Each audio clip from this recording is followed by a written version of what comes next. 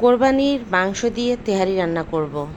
আসসালামু আলাইকুম, সবাই কেমন আছেন? আলহামদুলিল্লাহ আমি ভালো আছি। ফারহানা চলে আসলাম নতুন আরেকটি ভিডিও নিয়ে।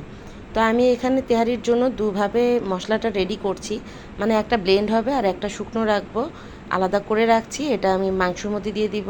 তো যেটা ব্লেন্ড করব সেখানে নিয়ে নিলাম 10 থেকে 12টা বাদাম, আলমন্ড বাদাম যেটা আমি সেটা নিয়েছি, আপনারা যে কোনো বাদাম নিতে পারেন। নিয়ে নিলাম 4 থেকে 5টা জয়ত্রী জয়ত্রী ফুল যেটা সেটা নিয়েছি 4 থেকে 5টা, একটা স্টার মশলা, 10 থেকে 12টা কিশমিশ, হাফ কাপ পরিমাণ পেঁয়াজ, 4 টেবিল চামচ পরিমাণ টক দই, আর কিশমিশ নিয়েছি 10 থেকে 12টা, 1 চা চামচ পরিমাণ পোস্তদানা। এই হচ্ছে মশলা। এখানে চাইলে আপনারা কাঁচামরিচও ব্লেন্ড করে নিতে পারেন, যে যেরকম ঝাল পছন্দ করেন। তো আমি কিন্তু কাঁচামরিচটা এর আগে একসাথেও করেছিলাম, তো আজকে আমি আলাদাই দিব। আর এখানে হাফ কাপেরও কম কিছুটা কাঁচা পেঁয়াজ দিয়ে দিলাম। তো এখানে ওই যে দারচিনি, এলাচ, গোলমরিচ, লং এগুলো আলাদা রেখেছিলাম, ওগুলোও দিয়ে দিলাম। 4 চা চামচ পরিমাণ আদা রসুন বাটা দিয়ে দিব, পরিমাণ মতো লবণ দিয়ে দিব।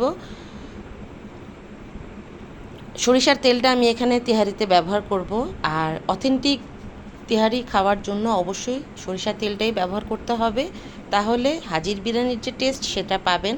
এটা আমি গ্যারান্টি দিয়ে বলতে পারি, কারণ আমি কিন্তু অনেক আগে প্রথম আমি বিরিয়ানির যে প্যাকেট মশলা পাওয়া যায় সেটা ব্যবহার করেছিলাম, সেটা আমার একটু ভালো লাগেনি। আমি তাই ঘরে এই মশলাটা রেডি করি, তো আপনাদের সঙ্গে সেটাই শেয়ার করলাম। আর এখানে মশলার মধ্যে দিয়ে দিলাম 2 চা চামচ পরিমাণ ধনিয়া গুঁড়ো, 1 চা চামচ পরিমাণ মরিচের গুঁড়ো। এই তো মশলার মধ্যে এগুলোই ছিল। আপনারা চাইলে সয়াবিন তেলটা স্কিপ করতে পারেন, সম্পূর্ণ সরিষার তেলের উপরেও রান্না করতে পারেন। আমি এখানে দুটোই ব্যবহার করেছি, তাই আপনাদের সঙ্গেও শেয়ার করলাম। তো সয়াবিনের তেলটা স্কিপ করে সরিষার তেলের পরিমাণটি একটু বাড়িয়ে দিতে হবে।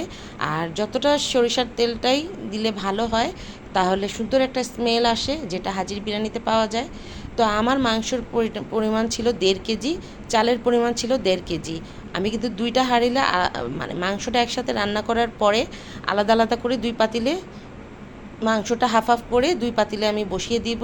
তো এখানে তেহারির সঙ্গে তো অবশ্যই সালাদ আর লেবু প্রয়োজন, যদিও আমার এটা খুব পছন্দের খাবার তেহারি, তার সঙ্গে সালাদ আর লেবু অবশ্যই প্রয়োজন।